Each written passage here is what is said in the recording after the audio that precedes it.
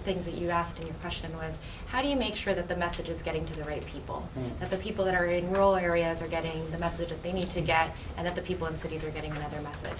You can really cut your audience using social media to deliver that message effectively. So the message that you're going to deliver to people in this room about the work that we're doing here this week is one message, but that's probably not the one that you're going to send home. You're probably going to use a different language, you're probably going to talk about some key takeaways, you're probably going to talk about how it impacts their life. And that, I think, is where social media is really new and really different from traditional media, where you don't have the opportunity to do that. Okay. Absolutely, the final word. Yeah. I think it's really important to see that social media is never going to replace traditional media. It's never going to happen. TV, radio, print, it's always going to be out there. Social media is one channel, and when you want to use it, you need to be really surgical in identifying who's your target audience, what is the messaging, what do you want to kind of like be the effect in your target audience, like you do with any like decent campaign strategy development. I feel sometimes that people, social media, because it's so cheap, you just do it and you think, whatever, like something will happen, which is, from our experience, like not right. I mean, you have to treat like any other channel, be like very surgical. One really interesting thing about social media, for instance, that I know from Bayern Munich, who we've worked with, that they have millions of fans, and social media allows them to kind of like target their audiences in a way that really they send completely different messages to their fan base in India, their fan base in Africa, their fan base in the US, in different languages at different points of time. So it's a lot of like really different tailor-made conversations that you can lead with different people, and I mean that is something that like traditional media just cannot offer. No. Okay. Thank you very much. I'm going to hand over to Sue for some. I'm going to hand over to Where's Sanjay? Oh, I'm going to hand over to Sanjay. Sorry. Where do I stand? Anywhere you like. I don't know this modern media. I don't know what to do. I should have a cross here. So just to say very briefly. I mean, I can think of three things. The first is this is a deadly serious topic. I mean, this is about the 1,500 children who die every day from diarrheal disease, and that's just unacceptable in the kind of world we live in now. The second thing is it's about the politics. So this, I think, we need to be clear that this particular campaign is not focused on the rural poor. It's not focused on those practicing open defecation. It's using the theory of change, that it's politics that makes the difference. And that's based on historical evidence from places ranging from the UK, where it was the Great Stink when the parliamentarians couldn't meet because the River Thames was full of sewage, to more recent examples from Southeast Asia, where change was driven by politics. And unfortunately, whether we like it or not, most often it is the wealthier people who actually have greater influence on decision making. So this is about the urban elite, and it's about moving the politics. Now, that in itself is not enough, and I think many of you asked good questions around, well, where's the evidence and evaluation, and I think that's definitely something that we would be doing in due course. But it is, I think, without the politics, put it that way, there will not be change. There are many other things that are needed, including proper implementation, like the Secretary mentioned, people on the ground who are working with people practicing open defecation, people who don't have the means to get a toilet, to help them to make those kinds of connections. And that's program implementation is, of course, a very different kind of thing. But the GPP example was great, where you had the campaign, the success criteria, which was more money for GPE, not for you, but for the Global Partnership on Education. And there is some attribution in the fact that there was direct interaction with the Secretary of State. So I think that there's a lot to work on, but it's about the politics. And then the third element, I think, is about risk. And that's where, I remember 2 years ago in our 2012 high-level meeting, our executive director, we put in the words open defecation 10 times into his address, and he was willing to go for it. And again, it's about politics. Leaders change cultures. Previously, don't want to mention names, but previously his predecessors were not willing to do it. They were vetted by and advised by their communication gurus that they should have a language for dealing with sanitation. And certainly things like open defecation wouldn't feature in that. He was willing to go for it, and that, I think, changed the culture within UNICEF. And this kind of thing is not. And I always say, you guys, Thank you. and WaterAid. And I always think that there's just a way of tackling sanitation. You have to understand that it is an issue about which humans are largely irrational. And you have to target that irrationality, and whether that's through humour, such as the World Toilet Organization, whether it's through sport, such as you use, whether it's just using the heft of Bill and Melinda Gates actually using the word toilet in public had a huge impact in terms of the talkability of toilets and sanitation. I love the World Bank as well, but generally for really clever blogs and stuff. Maybe not so much fresh communication, but anyway, you're working on it, aren't you? Yeah. It's got 120 followers. So I just wanted to say that there are some really encouraging people out there doing interesting stuff, and more cooks. Yeah. Any more questions? Yeah, just some comments here Yeah. to buttress some of the points. I understand here it's about advocacy, it's about reaching the public, it's about talking to them for them to know, but we have to be really very careful in as much as we want to do our work and we want to get the message out. The issue of open sanitation is not just a behavioral issue. And if we emphasize too much on behavioral change, it can be insulting. I come from a rural part of Africa where access to sanitation is not a thing of behavior. There are a lot of things attached to it. It's about access. It's about resources. And if you say, well, we have to change your behavior because it's not good to shit in public, then it's a bit insulting because you forget that, well, if I had access to a flush toilet, I'll use it anyway because it's cozy to sit on a flush toilet. And I think we have to be careful how we do it. And also, if we are not very careful, we might use the wrong tools to evaluate success with social media. So if we say it's a behavioral thing, if we talk to all the close to 600 million people in India who shit in public, and we solve the problem, and we forget about other things that they need to have, not to shit in public, then when eventually we don't get there, we think we failed by reaching them, or we failed with the tools we have used. And either way, I think we have to be careful in the way we do our job, but also the way we approach those whose behavior we want to change. We should also understand that there are other things they need to help them change that behavior. Okay, so I'm going to turn that into a question. So let's talk about, you're talking about taboo and not wanting to insult people. You've got 2 points. So, and you're also talking about you can't just make them aware that their behaviour is wrong or they shouldn't be shooting in public. There's got to be other practical things that they need as well as at the same time. So who'd like to talk? Eddie, do you have a view on that? I completely agree that it's not only about behavior change.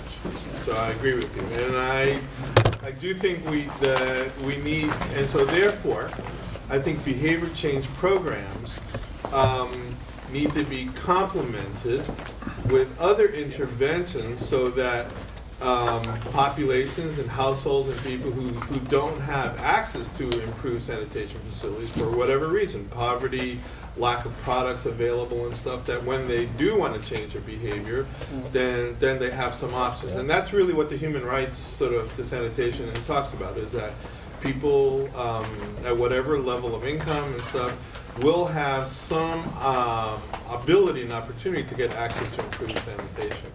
But the converse is true as well, is that there are many programs where access is provided, but they aren't being used.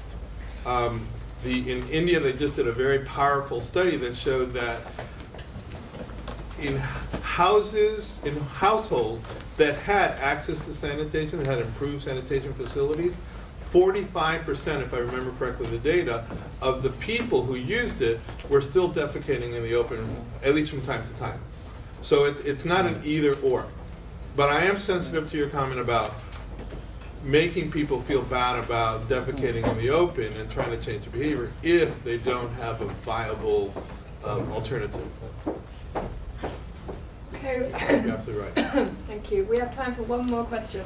Can I make just one quick, which is a little bit, you know, I was it was interesting you used the word shit and stuff, and your comment about the World Bank, that in general, one of the, I think, challenges for more formal institutions like the World Bank, and that's why it's really amazing that UNICEF has done this, is that it's language and the cultural norm, the corporate cultural norm, and that's the freedom that you guys have is really powerful to do that. But in my blogs, they get edited all the time. I can't use the word shit in my blog. I can't even use the word feces.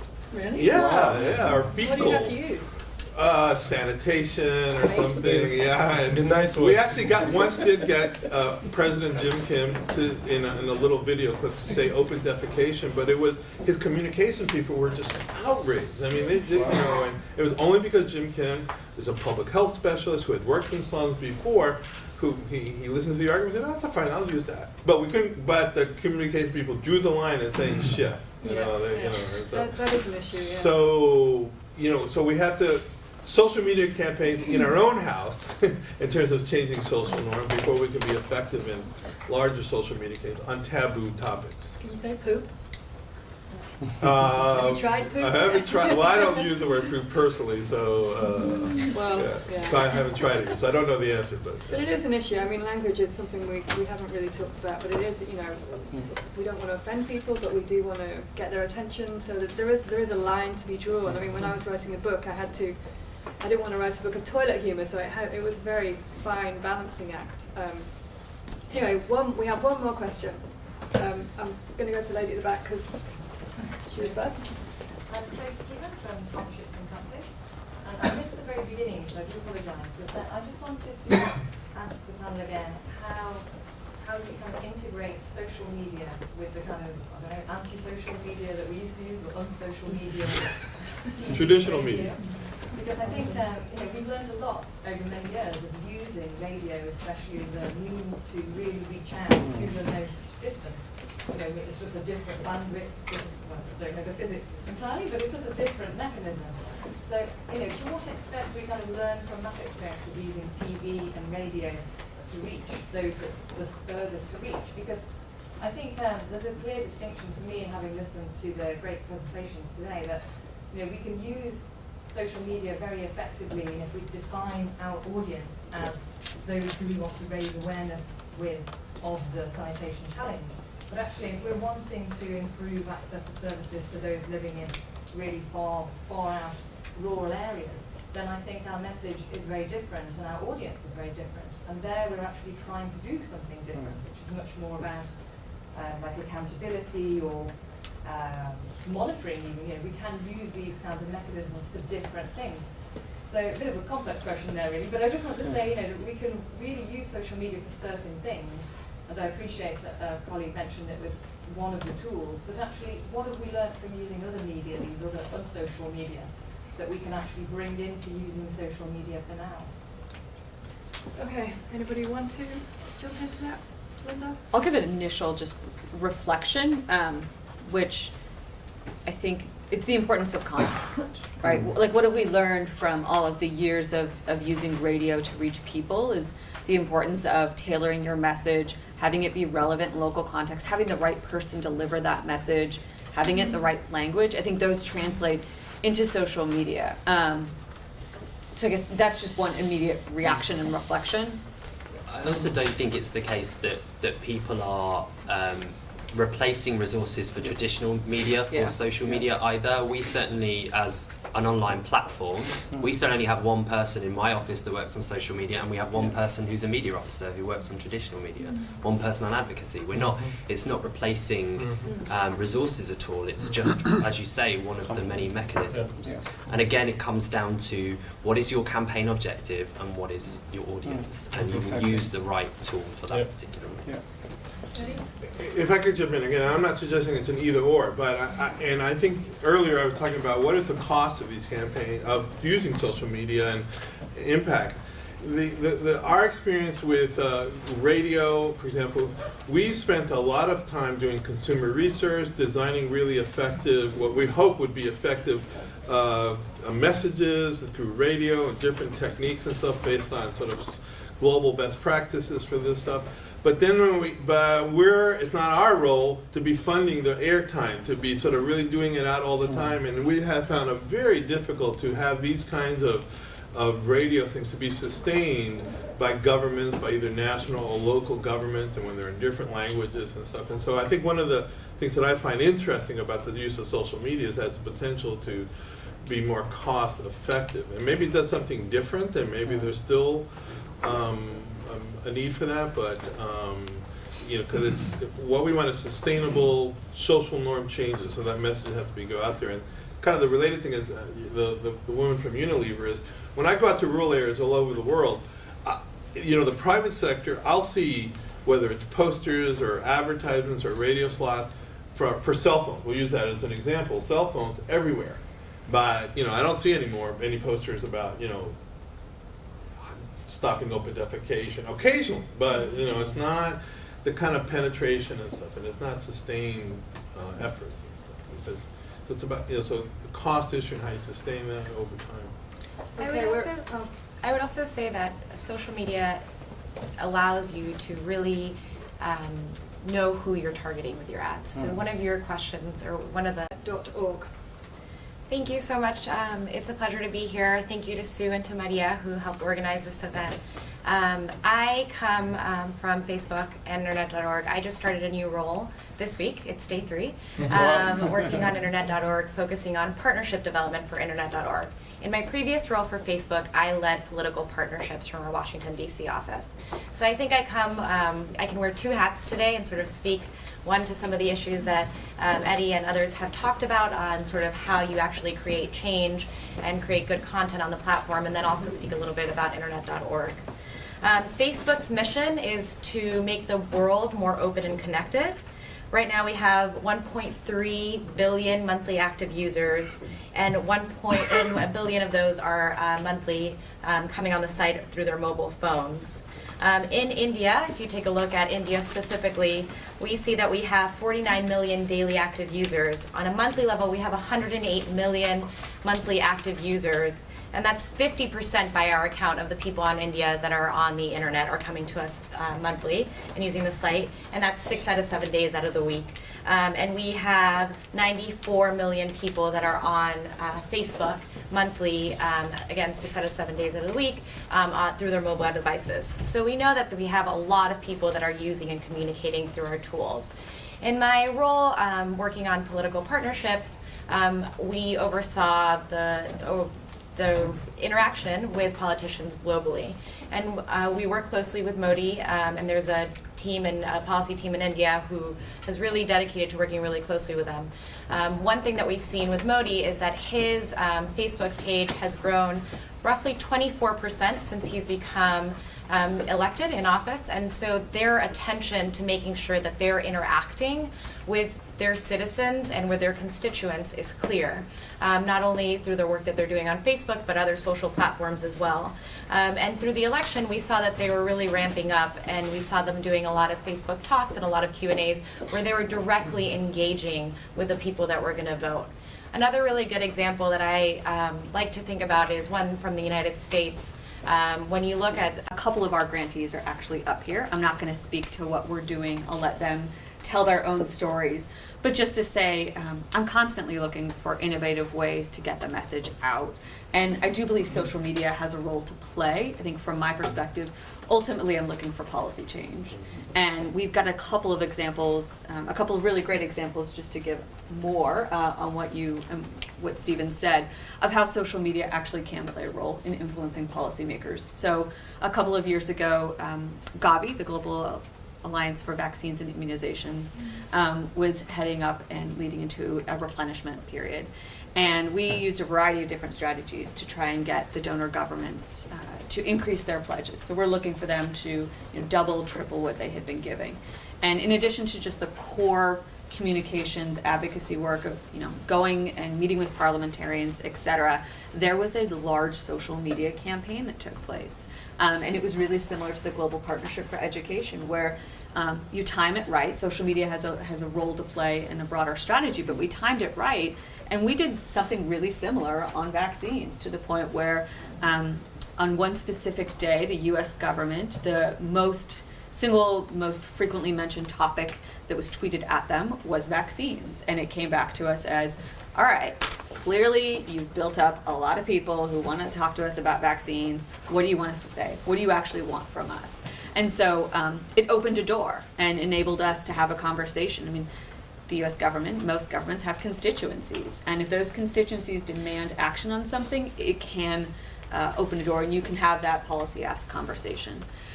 In terms of risk, I do want to just say a couple of things about a couple of other innovative projects that we're doing that aren't social media related, but that go back to just in general us tackling a tough topic and being risk taking. So we recently had a grant, or we have a grant right now with Sesame Street, who has developed the first ever sanitation Muppet, Raya, who is a darling 6-year-old.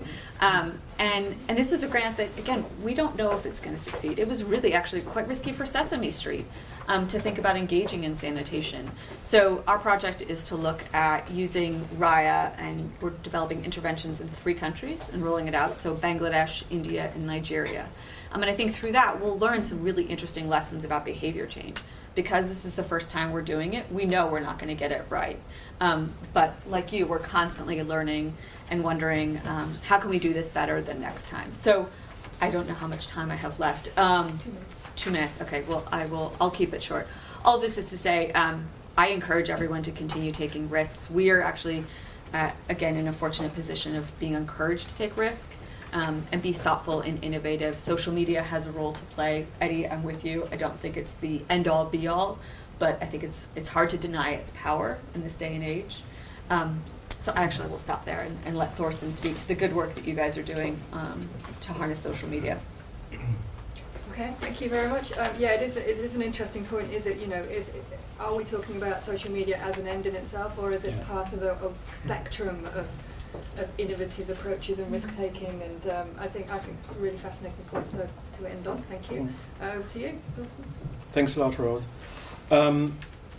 One story that recently struck me a lot was when I had a conversation with a good friend, Kevin from Quicksand, who's running a sanitation project in Bukareshva or Orissa. And he told me that they had a field visit with a community leader.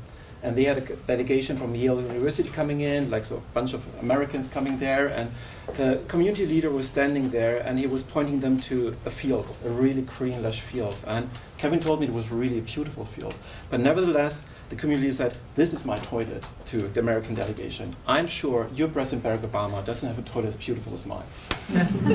And I kind of like find that illustrating, and it just, I ask myself the question, okay, if that is what the community leader thinks, in front of an American delegation, where he probably was aware there would be a certain expectation to him, how far have we come in really kind of like building new social norms in India and other countries that kind of like permeate through society, that are not tolerating open defecation and using toilets?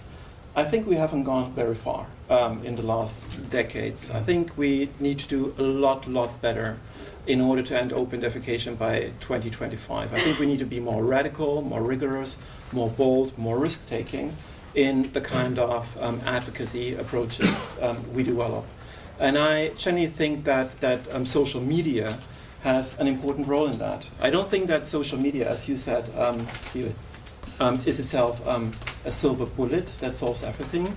But from our own work, we've had certain examples where we saw that social media actually can kind of like help facilitate things and break things up and get things started that I feel we wouldn't have been able to do like 5 or 10 years ago.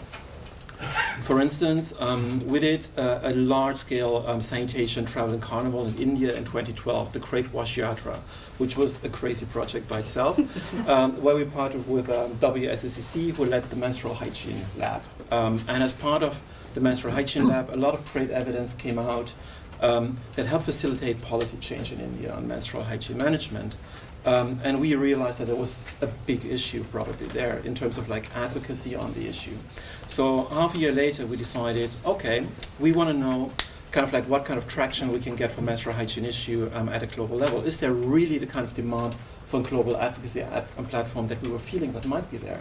So we started a social media campaign that was called the May Menstrualvaganza. 28 conversations, 28 days, different stories about menstruation leading up to 28 May. And the resonance on social media was overwhelming. Organizations came to us and wanted to join. How can we be part of that? What is going to happen next year? And kind of like after the first few days, we started thinking, you know, what happens if we get a lot of traction? What is going to be like the next step? And we thought, you know, if there's a lot of traction, maybe we start asking people, would they be interested in doing something like a menstrual hygiene day, like a global advocacy platform to really help break taboos and start conversations around menstruation. So towards the end of that first campaign, we started asking people, would you be interested in something like that? And people, again, were enthusiastic. And that way, social media was a test balloon for us. Then we used social media to reach out to people, to build a network with the idea of working together to make 28 May Menstrual Hygiene Day. And after a year, this 28 May, we had 155 organizations from all over the world, big and small, wash sector, non-wash sector, grassroots organizations, the big NGOs, governments, working together to hold 50 events in 39 countries that worked on different issues around menstrual hygiene management. Some were focusing on policy change, some were focusing on awareness. In the US, a bill was submitted to Congress on Menstrual Hygiene Day, explicitly quoting Menstrual Hygiene Day regarding the ingredients that are used in femcare products. So it was a huge range of activities that took place, and that would never have been possible without social media that helped us to build the network, to keep people informed, to share information, to just kind of like build the pressure. Another example where I feel social media was really important in helping us get things done, and where it has a lot more potential to get things done, was our work using sports. A lot of you people know that we've been working on football for a long time. We also work on cricket, and after the Yatra, we started communicating to people and trying to reach out, also like to the International Cricket Council, to see if, with what we did on the Yatra, they might be inclined to open up something as big as a Cricket World Cup to help tackle issues around sanitation and hygiene. And interestingly, I met the president of ICC, and I thought, if I talk sanitation to him, maybe it's even too soft. So I thought, I'm going to chat him up on menstrual hygiene and see like if he's up for that. And it was kind of like the toss of the coin, but he really reacted positively, and then he remembered my face after that. So we used some of the success that we had on social media around the Yatra to kind of like to make our case to these guys. We had a long conversation with them. We could show them that cricket stars were actually willing to jump on the bandwagon and to become champions for sanitation and hygiene by them exposing themselves on social media and on getting messaging out that kind of like would have retweets and likes in categories or like in amounts that we would never have generated. So that again helped us kind of like to convince them early this year. For the first time, sanitation and hygiene were social issues around the Cricket World Cup in Bangladesh. And again, this for us is a step now to look at what is possible in the future. In 2016, the Cricket World Cup will come to India. And we will work with UNICEF to really use that occasion to build a movement for sanitation and hygiene in the country. And then again, where social media come in. If you want to get people to feel together, if you want to use stars in a way that creates an engagement with people, you can't do that by putting posters on walls, but you can get that by engaging these guys on social media, by tweeting, by sometimes retweeting to people, by telling stories about a movement that's happening in the digital sphere. So I feel generally it's not a silver bullet, but social media, if we look at it smartly and if we use it as one channel within integrated campaigns, like Pootaloo, for instance. Social media is one thing, but they're having great offline activities. It's all interconnected, and in social media it can actually strengthen what is going on the ground and can be used to reflect the stories of the great things that are happening on the ground and share them again with the audience. So, yeah. Oh, thank you. Thank you, Rose, for letting me finish. Okay, anything else? No, that Okay, was cool. it. Okay, thank you very much. That's great. So obviously we know that if we want to get someone's attention, you just need to talk about periods. Yeah. To know. But some really thoughtful points there. Thank you very much. Okay, over to Francesca, who works for an organisation who have a little bit of expertise in social media. Facebook and organisations in this room to see what we can do in terms of bringing that broad constituency of support for sanitation across the world. As you can see, there's huge amounts being done at the moment, some great work. We want to see what we can add to the pot to help end open defecation over the next 15 years. So really welcome your questions about social media, and I look forward to working with all the partners in the future. thank you, Stephen. I love the story of the private message. Yeah. Isn't that great? It's crazy. You wouldn't believe it. Let's bombard them. That's fascinating to hear, you know, really, really concrete change, or certainly contributing to a real concrete change in policy, which perhaps, you know, some people may think, well, what government is going to be on Twitter and who's going to be... They are on Twitter, they have media teams, some of them are more effective than others, but they are increasingly on social media. And I think it's a powerful tool, or can be when it's used correctly, which is a really good point. Okay, over to the man on my right, Eddie Perez, who I've known ever since I started bugging him with questions for when I was researching my book, and he has always answered me patiently and authoritatively. And he's going to talk about having only 100 Twitter followers, and I am one of them. You've got two on the same panel. So over to Eddie to give us a different viewpoint, I think. Thank you, Rose. Yes, I was. Let me first say that I am a big enthusiast of the Pootaloo social campaign, but I was asked to play the skeptic role. So I'm an enthusiastic skeptic is my role here. And those of you who know me, actually, that's not so far out of my character. I also, and as Sue, I think, or Maria pointed out, I am part of a generation that is, not as, very comfortable with social media, learns it, and to prove that point is that, yes, it was only this week a requirement for being on this panel is I had to upload the WhatsApp, but I kind of blew it when I asked my 12-year-old daughter and told her I was doing this, and so that she could then send messages to me, and I kept saying, update the WhatsApp app. Do you have the WhatsApp app? And she goes, WhatsApp app? What is that? And you mean WhatsApp? And I guess. So and she still hadn't sent me a message anyway. So my understanding, so I'm on a steep learning curve, and my understanding of social media is that it is different from traditional media, is that what it tries to engender is a two-way conversation, a dialogue around a range of stakeholders, from government, civil society, and that dialogue helps the thought, the initial idea, to evolve over time. And I think that's a powerful potential concept.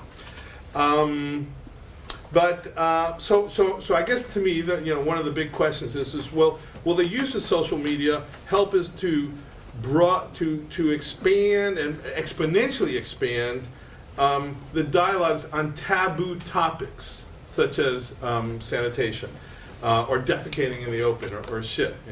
I think it's easy to have a large dialogue on popular topics, but will it really create that space in a very dynamic way and expand it exponentially? And that relates me to the question of then who is in that dialogue? As Rose just pointed out, I recently started to tweet. Is it to tweet or to twit? To tweet. You can say Twitter if you want. And I have about 100 followers.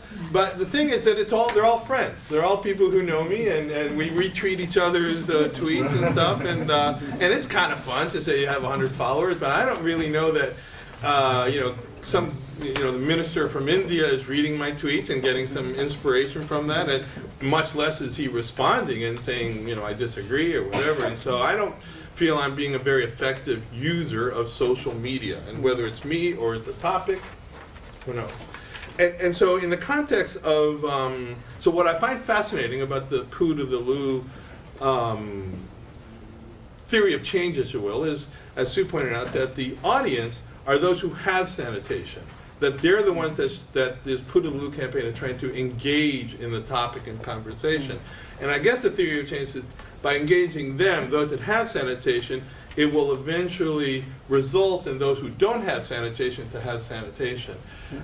You know, it's an interesting theory of change, and I guess my skeptical question is, let's prove it. You know, I mean, it's kind of fun, it's kind of sexy, but you know, how do we measure that? How do we measure the impact of social media campaigns?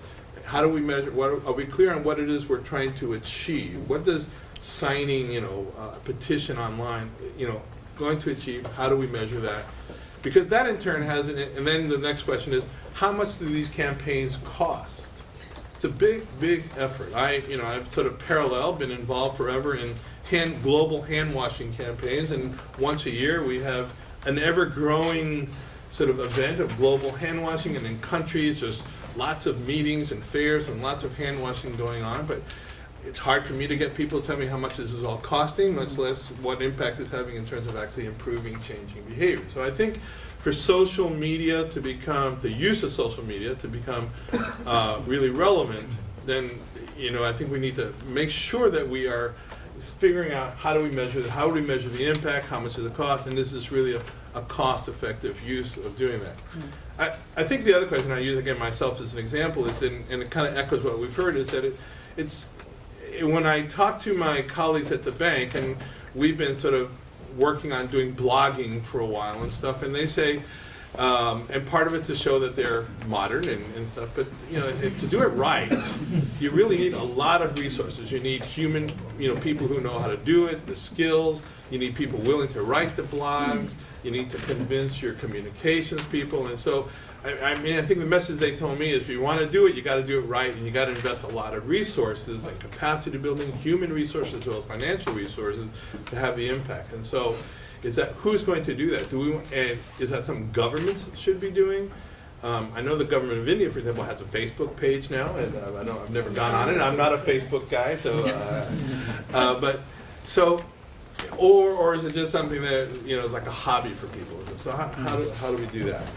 Okay. You have 1 more minute. All right. And I guess my sort of going out question is, I think a lot of the HIV/AIDS situation 30 or 40 years ago, when in the early 1980s, when people were dying all over the place, but it was an extremely taboo topic to talk about. You couldn't talk about HIV/AIDS, much less about same-sex relationships, etc. That was completely taboo. If you fast forward and as a result, people were dying left and right.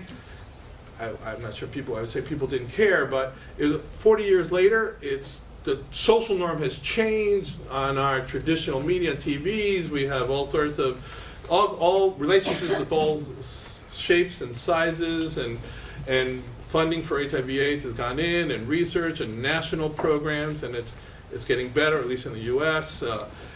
And so my question is, can social media really help speed that social norm change process up? And I put that in the context of universal access and reducing equity, by progressively reducing equity by 2030. We have 15 years. And so can social media achieve the kind of social norm change that we've seen in other taboo topics, but do it faster, quicker, more effectively? It would be my sort of almost part of it. My last one is that it would be, can we envision, going back to the theory of change, that the 150 million people who do have internet connection, who do have smartphones in India, are people who do have sanitation, the middle class, and can we envision a future within this 15-year where it's the poor who don't have sanitation, who they have internet access, who have smartphones, who can engage in the dialogue, in the social media dialogue, who can be participants in something that is affecting them? Maybe yes, but that would be, I think, the ultimate. Okay, thanks, Eddie. So to summarize very briefly, I guess, is it just noise? Are we just talking to ourselves? Are we just talking to our Twitter followers who know us?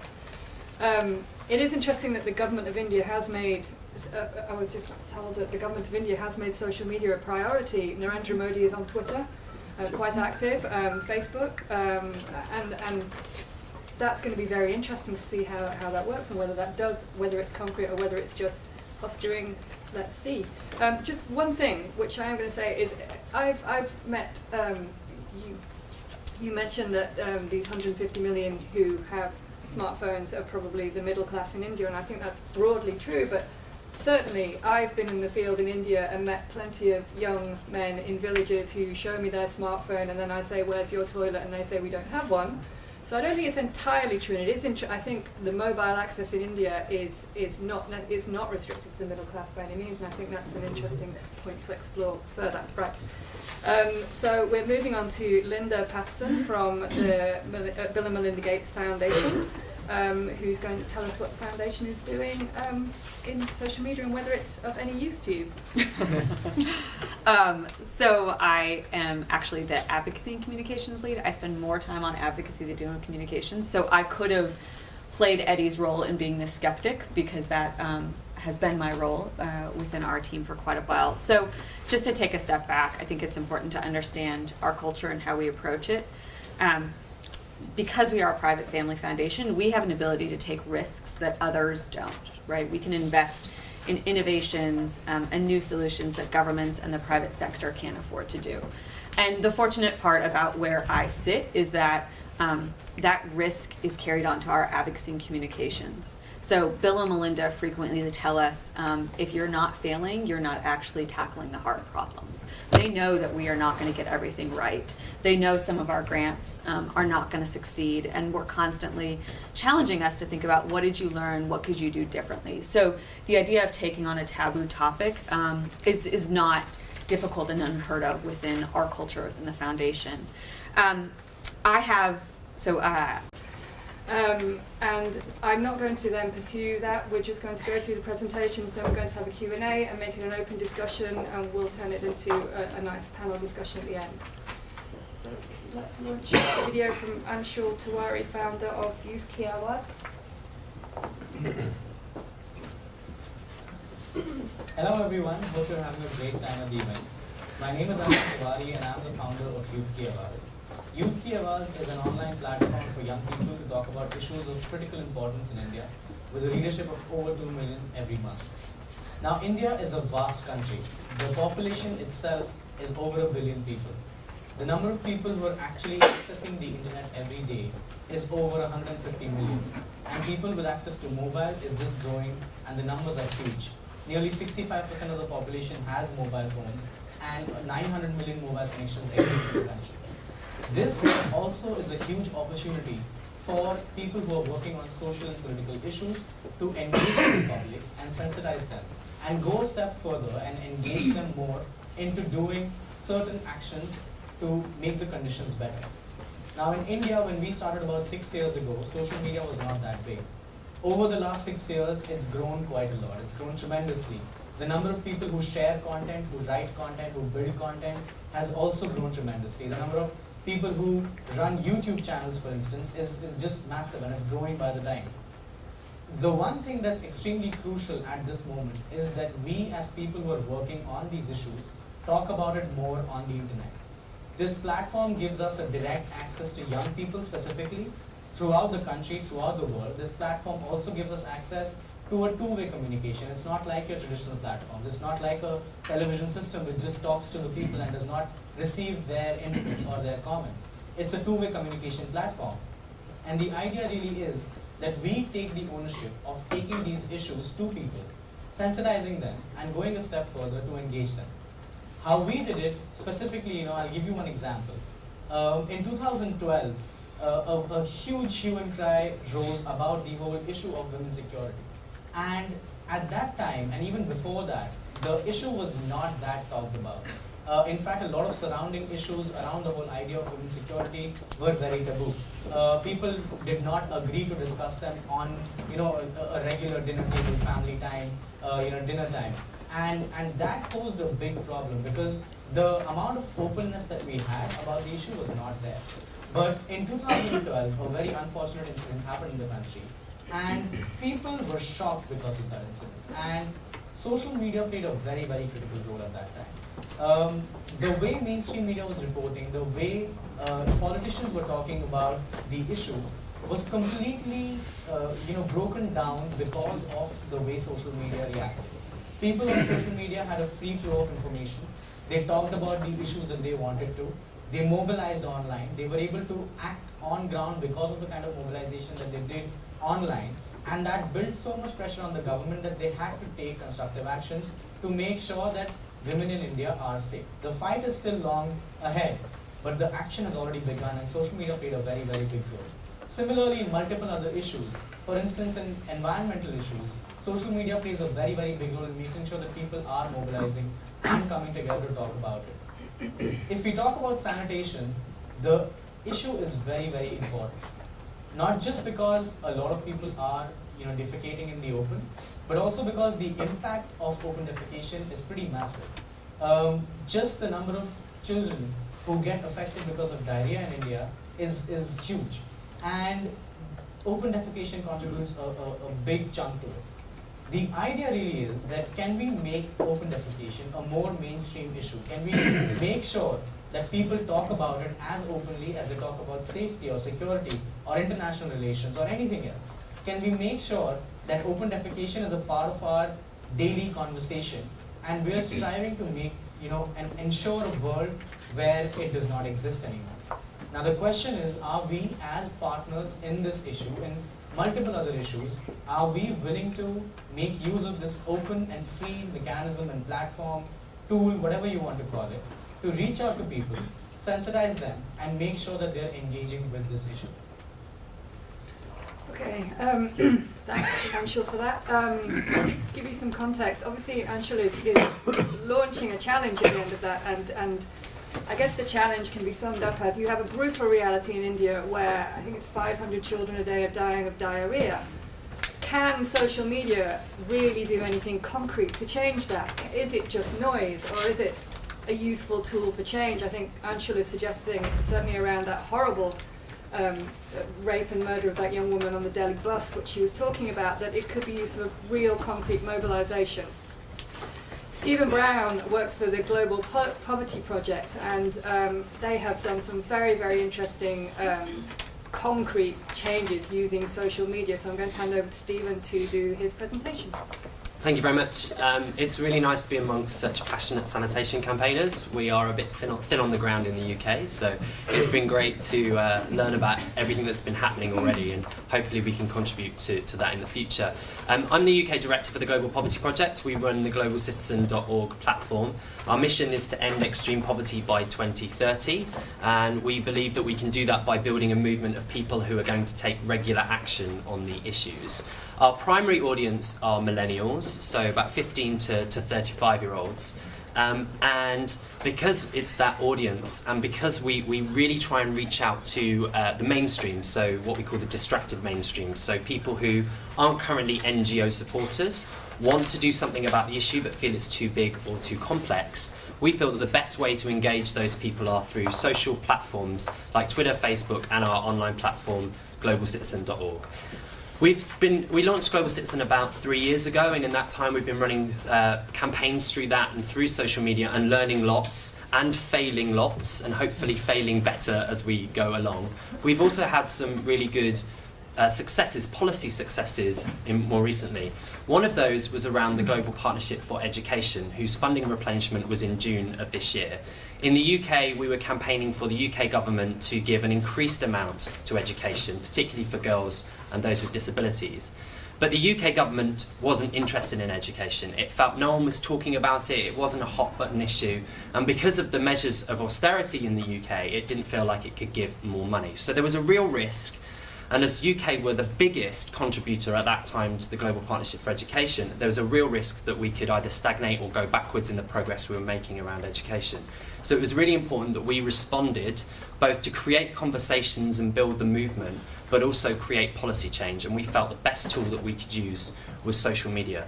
So the first thing that we did is we looked at getting creative content online. What is the importance of education? Firstly, talking to our audience about that. What is the benefits that GP had created over the past 20 years? What's the progress that had been made? and what interventions were they going to make in the future. We did that through creating a campaign called Because of School. It was hashtag Because of School, and the way that we wanted to engage audiences in the first instance was to get them to say what they had achieved or what they had become because they'd had access to primary or early secondary education. And the initial idea was that we would just use it as a global poverty project campaign. But it quickly got taken up by other NGOs in the UK, by GPE itself, and by NGOs in the South. And soon people were talking to each other about the kinds of things that they'd achieved or had happened to them at school. They were posting photos about photos of themselves in their school class pictures from 10, 15 years ago. And they were really beginning to engage with each other on the issue of education. So once we'd start creating the conversations around that, we looked at how we could move to creating policy change using that new movement. And one of the things that we've learned very early on in our campaigning is that it's the moments and decisions and the moments of those decisions that really matter. You can ask people to take action at any time, but it isn't going to have an influence unless a decision is happening at that moment. And so what we did is we found out when the UK minister was going to receive the business case from civil servants. We worked out when she was going to sit down with the leadership of the department, and we worked out when the period of time was when she was going to make that decision. And what we did is we asked our newly engaged audience to tweet at her directly and say, I want you to fund the Global Partnership for Education because of school I achieved X, or I want to see more girls in school, etc., etc. And we targeted around specific days where we knew the conversation was happening in government. The result was that she sent me a private message saying, when the hell are these tweets going to stop? And of course I responded with, when you give me the money. And so we knew that the campaign was working at that point. And in the end, the minister not only turned up to the conference, which she'd previously threatened not to do, but she gave 25% more year on year to the Global Partnership for Education. Now, I don't think that our social media campaign alone did that, but what she did say was that one, it gave her some political cover because she could point to thousands of people in a public domain who were supporting education. And two, it became part of the conversation when she was making that decision. When she sat down with the other people in the department, it was part of the conversation. So we knew it had a real impact on policy change as well. So that's just one example of how we're using social media to create policy change, and we hope to be able to bring some of that to sanitation. But I must say, I don't think that social media is the silver bullet solution to sanitation or any other issue alone. Social media cannot turn around a bad campaign strategy. You need all the other elements of a campaign too. You need good policy and advocacy, a good lobbying strategy, you need good people, good images, good creative. On its own, and we have experience of this, you can get the best creative idea in the world, but people won't take it on unless there's a compelling reason to do so. And you won't change the hearts and minds of people in government unless you've got a great lobbying strategy and giving them some concrete reasons why they should make those decisions, because it lifts people out of poverty. So it's part of a much wider strategy. We're really excited to be working with the... You should know this morning that suddenly working with UNICEF involves quite a bit of logistics. My name is Sue Coates, and I'm the Chief of WASH in the UNICEF India Country Programme based in New Delhi. On behalf of UNICEF, welcome and thank you for taking our invitation to come and make a stink. And if you have Twitter accounts, please use #MakeAStink and celebrate the session and any photographs you've taken of our Mr. Cool. So yes, thank you for accepting the invitation, and this is a session where we want to look at how we communicate about open defecation and whether actually we're making the most of how we communicate about open defecation. I'm delighted to be joined today by truly an exciting, cool and amazing panel. So first of all, Rose George, author and journalist who has done so much since the publication of her 2008 book, The Big Necessity, and has been talking shit ever since. So you may have seen her at TED Talks, but any opportunity she gets, this is truly a champion that we have in Rose, and delighted she agreed to work with us. Next to Rose, we have Eddie from WSP, who learned this week how to use WhatsApp on his phone and is twittering. Then we have Thorsten from Wash United. Probably needs not much introduction, but is looking at how we can communicate through sport. In your folders, you've got the bios of the panel. Moving along, we've got Linda from the Gates Foundation. Linda's job is advocacy for water, sanitation and hygiene. Then we have Stephen Brown from the Global Poverty Project and the Global Citizen Initiative. Very cool and exciting. And the last person, but not least, Facebook. And the face of Facebook today is Francesca. And Francesca's working with internet.org. So, why are we here? I live in a country where there are more than 1 billion people. And half of my neighbours, of that more than 1 billion people, poo outside. And half of my neighbours use a toilet. But none of us speak about it. So when I drive my kids to school in the morning, when I visit different parts of India, it's the unspoken taboo. It's happening all around us. We're stepping in it. But nobody's speaking about it. But things are beginning to change. And now we have a Prime Minister who is challenging us to do something about the filthy environment that we're all part of. But equally proud to be living in India and working in India. So UNICEF India last year set about trying to make us think, trying to think differently about how you might start talking to the people who do use toilets, but turn a blind eye. How do you start communicating with those people to care, to think that this is not the India we want to live in, but to do it in such a way that is not blaming anybody, but just taking responsibility as citizens. So we decided that we would launch something called the Poo to the Loo campaign. And the Poo to the Loo campaign started in late 2013. And I can safely say, probably for the first time, at least in UNICEF's history, we went viral with poo. Now, you can imagine the furore that caused in our own organisation, but it also actually caused us to outside the organisation, which obviously was the whole purpose. So let's see what actually happened. And Maria, I hope I can make this happen. About half of India's population defecates in the open. The problem is that the other half is blind to this practice.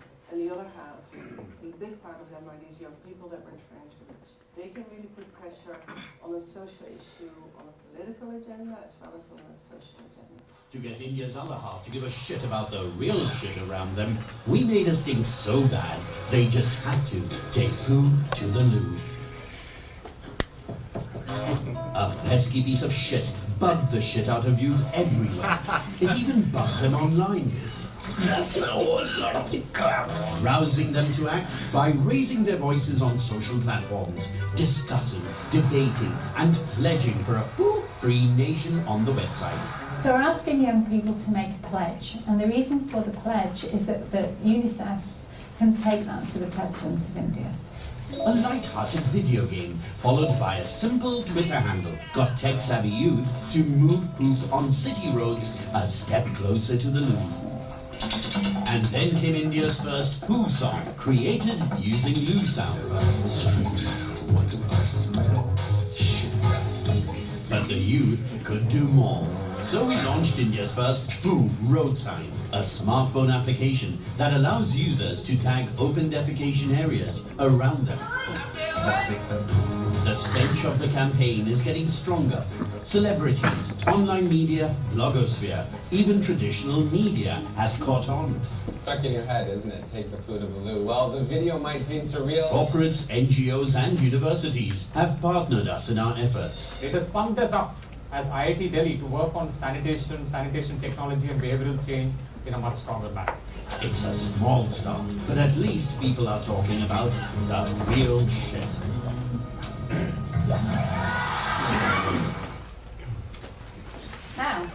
Surprisingly enough, that film was made for the Cannes Film Festival. So not only did we make a stink in India and globally, but we took Mr. Pooh to France earlier this year, and he was entered in the social sector for Cannes. So Pooh has harnessed the power of connectivity, the power of social media, and what we were really trying to do was engage young people. And whether you love it or hate it, and people have loved it and people hate it, it is beginning to make a noise. And it is beginning to change the way that we're approached as UNICEF, but also as partners, to talk about open defecation, to talk about poo. So, the unmentionable world of human waste was something that Rose George looked at in 2008. And she launched The Big Necessity. I'd like to now hand over to Rose to take the session forward and to really look inside something that we think could really go big amongst all partners. Okay, thank you, Sue. Can everybody hear me okay at the back? Yep. I'm not hearing any no, so that's good. Thanks so much for having me here. It's a pleasure to come and talk crap, as usual. And it's interesting because The Big Necessity is pretty old by now, my book. It came out in 2008. And it's actually being reissued next week because the good news is that my publishers thought that so much had happened in the intervening years in sanitation that it was time for a new afterword. So, which is great news, and I do like to try and celebrate what has happened. And I'm sort of known for having done a TED talk on sanitation. I'm also known for being, I think, the first person who was allowed to say the word shit on BBC Radio, which I actually forgot to do. So I think there is such positive news, and I really love to see campaigns like Poo to Loo. I like to see frankness, and I like to see the opposite of unmentionableness. And though my book was subtitled The Unmentionable World of Human Waste, in fact, my experience was very different once the book came out. Actually, people wouldn't shut up about shit and toilets. And I actually, in all those years of having conversations, the conversations that would ensue from someone saying, what are you working on? And I would say, well, a book about toilets or sanitation or public health, depending on who was asking. And honestly, in all that time, I think people changed the subject about 3 times. In fact, what would then happen was, how interesting, and then inevitably there would be some kind of anecdotal story of a toilet they had encountered in New Zealand or on holiday somewhere, and people do think about this stuff, and I think there is a perception, probably still, that the general public or politicians do not want to hear about it. But I think, and I think the reason we are here because to explore this idea is that there are ways of talking about this which make it accessible and memorable and fresh. Perhaps I shouldn't use that word in the context of shit, but anyway. So it's great to be here, and just to give you a sort of summary of what I had to update the book for is, in the last few years, we all know now that sanitation is a human right. That's an extraordinary achievement. We have a World Toilet Day, a UN World Toilet Day, which when I tell people outside the sanitation field, they inevitably they smile or they laugh, which is fine. But I say, look, 100 countries had to come together to sign an official UN resolution which used the word sanitation and toilets. That was unthinkable when I started researching sanitation in 2006. The UN Deputy Secretary General has launched opendefecation.org, I think it is. Open defecation is now being talked about so much more than before. And I think this should continue, and I think that social media is a force for good in many ways. There are people who are sceptical about it, but I do think it can be a force for good. So it's really wonderful to be here with this quite eclectic panel of people with different backgrounds and different views and different ideas about how to use social media or not. So without further ado, we're going to launch an expansion video, but just to give you a little bit of sort of how it's going to work. Everyone's going to present for about 5 to 6 minutes or